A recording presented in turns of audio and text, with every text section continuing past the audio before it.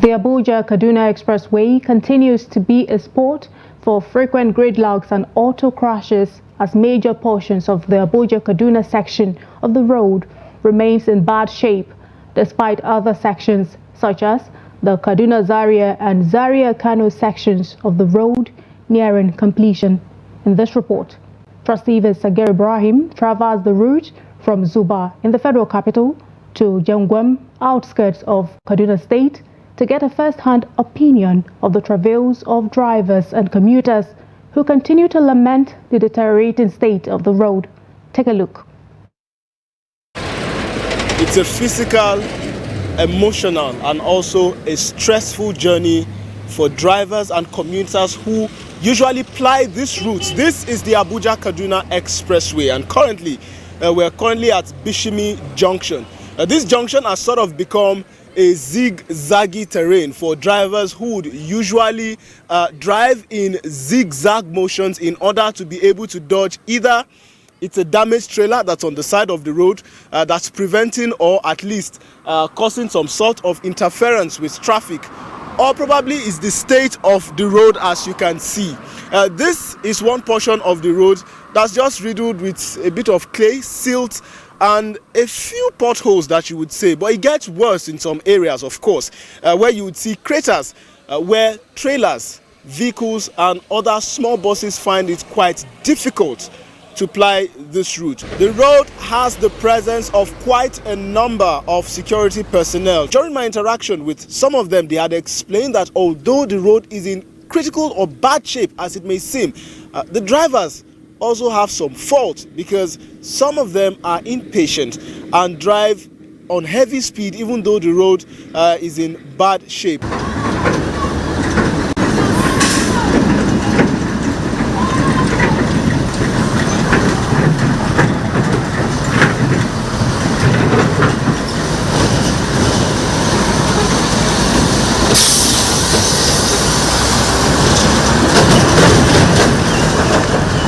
Some would say the recipe for accidents is usually poor road networks, reckless driving, and also drivers who do not listen. Well, this is the situation. On our way observing the state of the Abuja-Kaduna road, we've now found ourselves in the scene of an accident. Thankfully, no lives were lost, but unfortunately, one of the passengers of this vehicle, which collided with each other head-on, sustained minor injuries.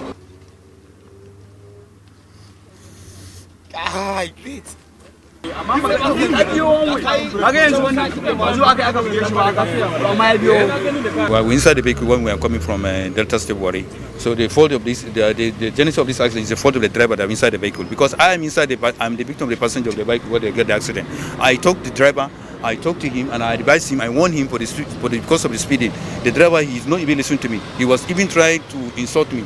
Because some of them, they are already ignorant, they are blind, they don't want to be listening. Whatever comes to their mind, they will be doing it. The issue with this road is that these young men refuse to take caution of the road. I don't know whether it is ignorance, I don't know whether it's just deaf-earedness of the drivers in this road. This road is a one-lane road. We're not following the other side. And you are sharing the same one-lane road with the people coming in front of you and behind. And most of this road, we have breakdown vehicles. Before we get here, there's a container that dropped down in the middle of the road. The car is not there. The container of the container is not there. The container is in the middle of the road. You definitely will be slowing down. While the passengers and drivers of the vehicles trade blames, the bigger question remains: would the accident have happened if the dual carriageway was in excellent shape?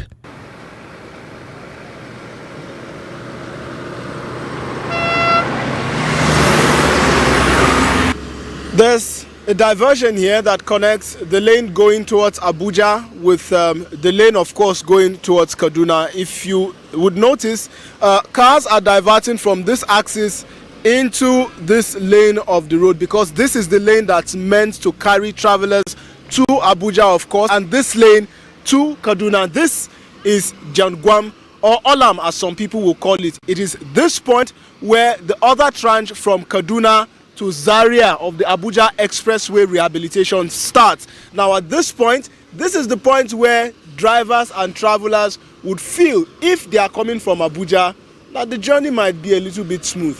And if you're coming from Kaduna and you get to this point, to this diversion here up until this way, of course, to Abuja, it means the travails of the terrible nature of the Abuja-Kaduna expressway is just starting for you.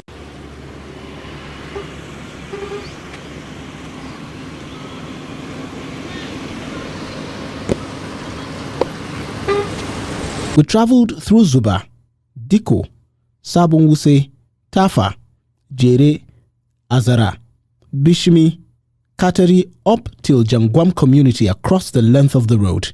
While a few portions of the road has been reconstructed with both carriages of the road completed, drivers would often divert to a single lane upon getting to the end of the rehabilitated part of the road. It is at this point that trouble starts, from craters to deep potholes to diversions that are inaccessible to some drivers.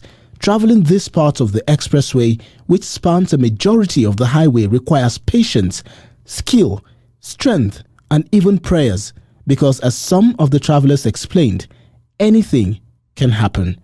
Reporting from the Abuja-Kaduna expressway, Sagir Ibrahim for Trust TV News.